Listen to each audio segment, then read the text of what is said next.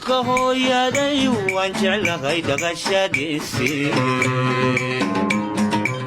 duxiyo naftaydiyo qalbiga waa ku dheeryahay sidii kubad aanan dhalay oo kalaan dhabu jelaystay barwaqada dhextaal iyo nimcada waan ku dhuulay